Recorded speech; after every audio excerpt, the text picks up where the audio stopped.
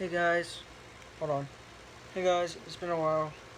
Um, uh,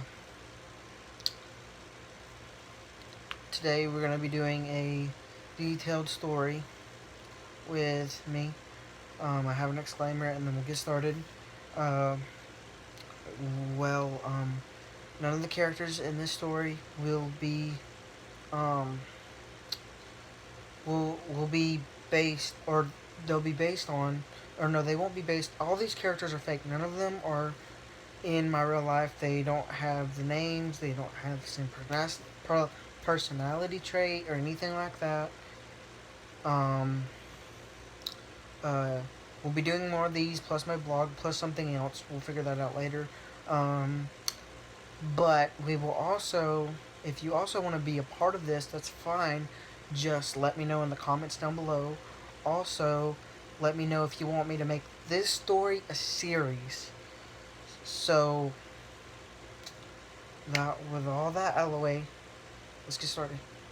Well, let me adjust this because I don't think you can see me clearly. There we go. Should be better. Okay, so here we go. Hi, my name is Damien. But people call me a lot of things. People call me a criminal. People call me a mercenary.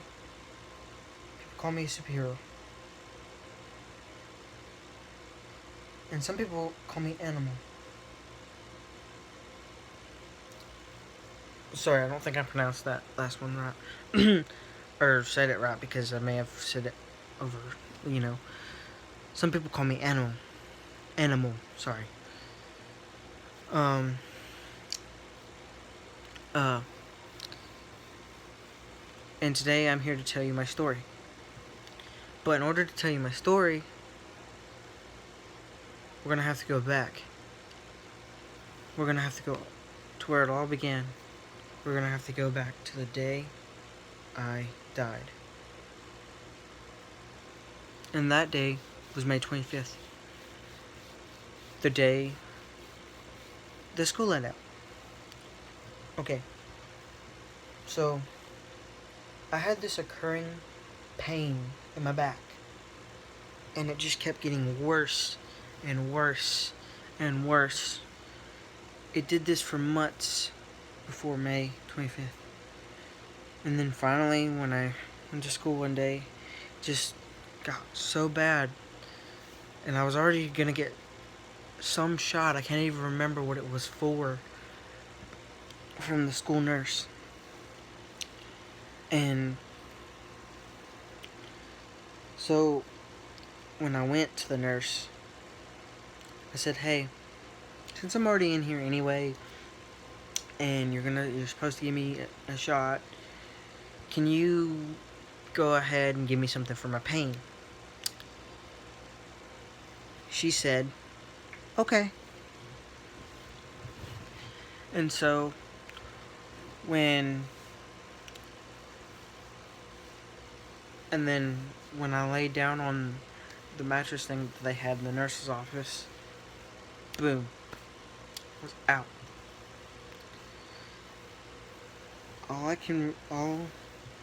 And then when I woke up, I was in some weird place. I didn't even know where it was. I didn't know where I was.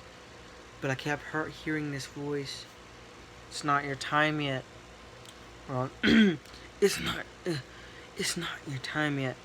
But it kept whispering it and whispering it. It's not your time yet.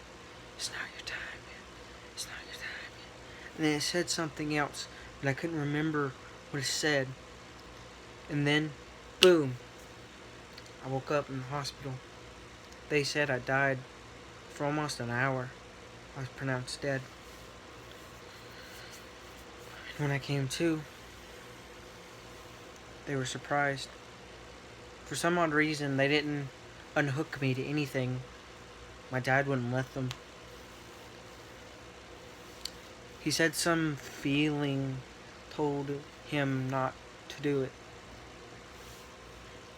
So when we went home that night, the drive home was very quiet, very silent. The doctors couldn't find anything wrong with me. They couldn't prescribe me with anything because after that my back pain was gone. And then that's when the weirdest things started to happen. I started having night terrors about people in my life dying because of what I'd done, and I didn't even know what I did. I was waking up in bed sweats. And then finally they had to take me to a special doctor that had specialty in that sort of thing. I had to wear a mask when I slept. And then fast forward to this year, 2020. We were starting school back. And I remember walking into the building and having the same back pain again. But this time it became a lot worse. It became so unbearable. It became agonizing. And then I finally went to the nurse and she gave me medicine. Hours later when I went back to class, something impossible happened. Or not impossible, something that I thought would never happen to an average school, a normal school, a school that you barely even hear of. Brooklyn High. That was the name of my school. And then when I walked into my 6th period science class, my teacher, Mr. Finn, said, "How are you feeling today?" That was when it all happened. It happened so fast. The man walked into school. All you heard was gunfire. Boom, boom, boom. When he came to our door, the closest door to where he was, all I remember thinking was, I'm the luckiest kid in the world. Or just my luck. The man with the gun just happened to be closest to my room, or the room that I was in. I remember thinking, this morning, I didn't even tell Dad bye. I didn't even tell him I loved him. And now I was gonna die. But instead of pointing the guns at the kids, he pointed it at Mr. Finn. A little sigh of relief almost left my mouth when all of a sudden he pointed one at my best friend, Mr. Finn's daughter. We called her Beth. Well, her name was Beth, but she liked to be called B. So we called her B. And Mr. Finn, kept telling him, "Please don't hurt my daughter. Do whatever you want to me, but don't hurt my daughter." And I kept looking at her and Mr. Finn. Whoops. Sorry. I kept looking at her and Mr. Finn, thinking, what would I do in this situation? Ooh. Hold on, let me fix this really quick. There we go. What would I do in this situation? And then I blacked out. And then when I came to, the man with the gun was lying down crying with blood and no hand. Mr. Finn and his daughter were in the corner hugging each other. And Mr. Finn looked at me and said, "Don't hurt me. Don't hurt us. Go away. What did we do? I'll give you anything." I just stared with a blank face, not knowing what had happened. I ran out the door. But when I touched my mouth, there was blood everywhere. on my mouth, on my shirt, on my pants. Did I really do it? No, I couldn't have done it.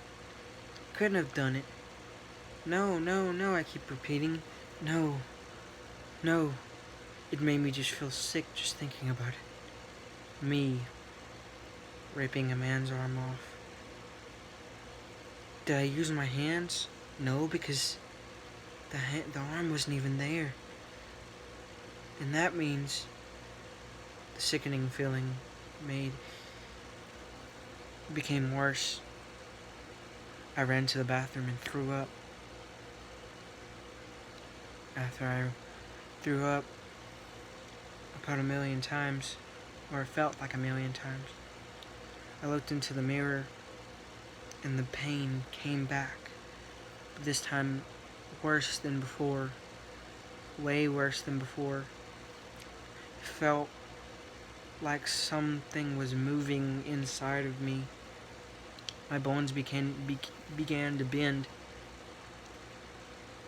and my arms began to twist. My arms and my hands became paws, and my face began to morph. And all I wanted to do was scream, but I couldn't. The pain was too much. All I could do was stand there. Sorry. All I could do was stand there, or lie there in agony while my body began to change. I turned into a tiger. I couldn't believe my eyes. I thought I was dreaming. I kept telling myself to wake up, but I couldn't wake up. I tried to scream, but all that came out were chuffs. I ran out of the. I became angry, and I began to do the only thing I could do: scratch and maul at the walls. And after I was done, I changed back. What just happened? The rage. There was so much rage. I couldn't handle it. So when I ran out the bathroom. Wait, no, I called my dad. Sorry, I had to change the story there for a little bit. I called my dad because I didn't want to run out of the bathroom because I was, exposed. So my dad came and he brought me some clothes. He asked me what had happened. When the police arrived, though, they thought Mr. Finn was crazy, and Finn's daughter didn't see a thing. She looked at me with a sad face, and I think she was gonna come over there and try to talk to me and see if I was okay. But I couldn't talk to anybody, and neither could she. Sorry, keeps falling over. Neither could she, because the events that happened that day made us speechless. So a week passed because everyone was recovering. No one had died, luckily, and everyone was thanking the thing that saved everybody. They called whatever it was. They called him Animal. Some of them called him Monster. Most of them called him Animal. Because, everyone's got their horror stories. Their ghost that haunts the halls. But for this school, it was Animal. I went home. When I went home that night, things began to become a lot more heightened. My senses began to heighten. My sight I could see a mile away. I could hear things 10 miles away. I could smell things from everywhere, every direction. My sense of smell was the strongest sense I had. I could run faster than a car. I could I could punch through brick. And when I injured myself or got hurt, it always just went away like nothing was there. It didn't even leave a scar. So in the coming days and in the coming weeks, I stared at myself in the mirror, curious and hoping for something to happen. And then finally, something did. I came home from school one day, and my dad wasn't answering me. He didn't answer any of my phone calls either. When I walked in, another man with a gun pointed straight at my dad,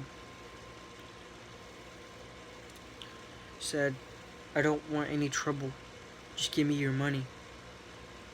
And then I had that same feeling, but I've had it so much that it just became numb, and my anger became overwhelming. I changed. I morphed again, but this time I morphed into a chimp or a monkey. And instead of, because I was able to control it, sort of, kind of, I was able to make sure I was able to cause damage to the man, but I wasn't able to kill him or bite his arm off. The only damage that I did to him was break his leg. And then when the cops came, Dad kept his mouth shut. Dad just stared at me. Me and him were both scared. He asked me what happened. I said, "I don't know." And then he looked at me again and said, "Boy, you better tell me what happened," in a very strong and stern voice. "You know what they'll do to people like you if they find you. They'll probably lock you up, try to figure out what was wrong with you and tear you apart." And I told Dad, "I'm scared. I don't know what's going on." And then he quietly faded. He quietly grabbed a bottle of whiskey and drank the whole bottle that night, or maybe even more. He drank so much that he couldn't remember what happened the next day. His mind became oblivious, like the next day didn't even happen. So I went back to school, and Dad went back to not even knowing, not even caring, because he didn't remember anything. I thought it was so weird what was happening. I kept falling asleep in class because I couldn't sleep at night. And then it happened again, but this time I didn't die. It happened in a dream. The same voices. The same voices said, "I gave you these powers. It is your choice whether to use them for good or bad. Before we give you our mission, you can do what you will with your powers." I said, "What powers? I don't even know how to control them. It's like..." And then he interrupted me saying, "I bet it's probably like a mood swing." "Exactly," I said. "It only happens when you're scared, right?" "Yeah." "It only happens when you're angry." "Yeah." He he said, control your anger, control how you feel in a situation, and you may be able to help those in need.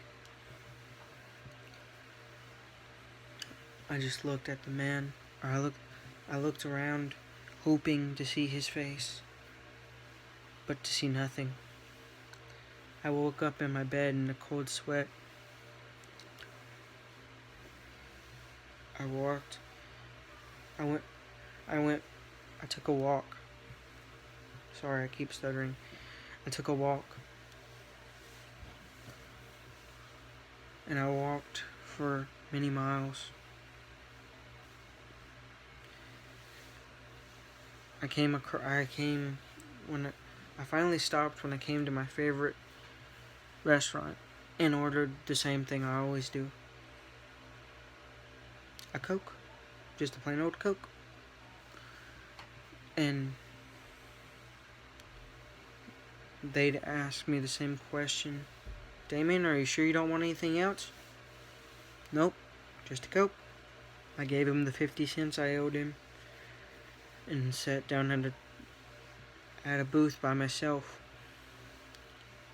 But then Beth walked in, or B walked in, ordered a vanilla milkshake, and then sat at the exact same table, asking me if I was okay, because we haven't talked since the day it happened. And then a good friend of mine, my best friend actually, my wingman, CJ, walked in, sat beside me. All my friends came in the restaurant because they knew where I'd be. They told me that they checked my house, I wasn't there, and I only come to the restaurant when I'm thinking or something's happening. So they asked me again, what's wrong? I didn't tell them anything. I just drank my Coke, and then after a few sips, I looked up and I said, nothing's wrong. Everything's okay. Because if I told them the truth, they would think I was crazy. So I kept my mouth shut just like my dad did. Went home, laid down, went to sleep, went to school, and repeated for the next week. And then something big happened.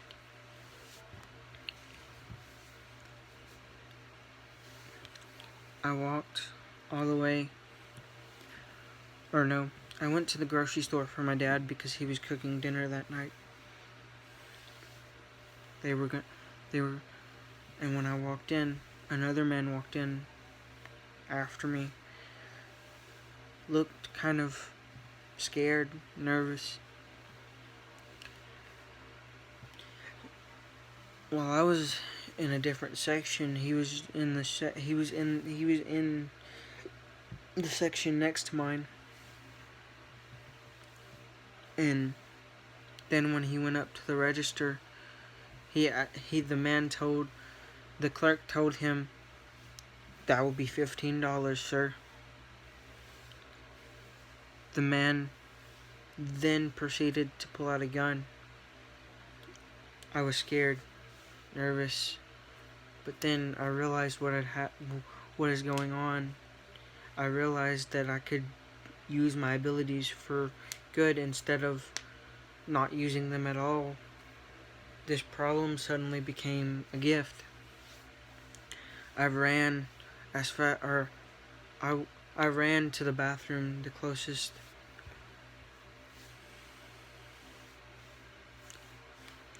I ran to the bathroom, the closest thing that I could go, the closest room I could go to in order to change. That moment, the pain came, but then it numbed. I began to understand why they gave me the abilities. disability. They were wanting me to do something, but what, I did not know. So, for now, I thought I could use them for what I needed them to be, for what I thought would be useful, instead of them being a scared thought that might happen. 1 second, I gotta go do something, but I'll be back. Oh boy.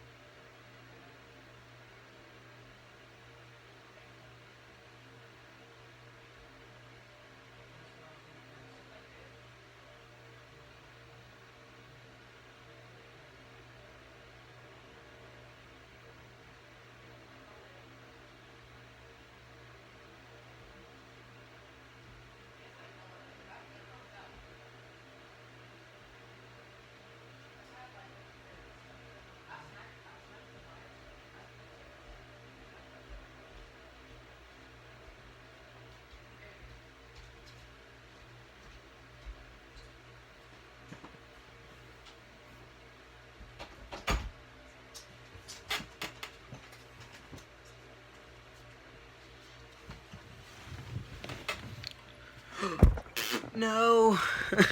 Sorry. Sorry. Sorry. So sorry. Sorry. So sorry. Is that better? Okay, that's better. So, finally, I realized I knew what I had to do. When I morphed, I made sure it was big enough to take on the man, because the man looked like he could take on quite a bit. So I turned into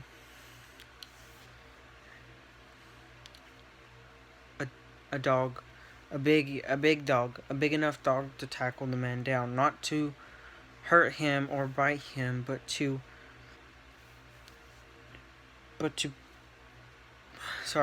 tackle him down. And then all of a sudden, as I was changing, I heard a gunshot. Nobody was dead, but he did shoot the clerk in the arm. The anger of me not being able to change fast enough. And then boom, instead of feeling pain on my lower back, I was able to change just like that. And in seconds, the man was down. But instead of me tackling him down, I bit his arm. There was blood everywhere. And instead of looking at me strangely like the other people did, the man looked at me with hope and said, "Thank you," because he saw me and he saw what I did. I looked at him and I thought, "You're welcome." And then all of a sudden, the man yelled at me and asked me, he asked me, but he was still yelling at me, "How'd you do that?" in a shrewd voice. Now the man was terrified because he heard what I told him, or heard what I was thinking. and then I ran out the door.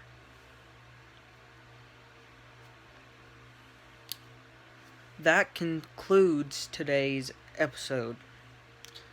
I would do more, but my throat hurts.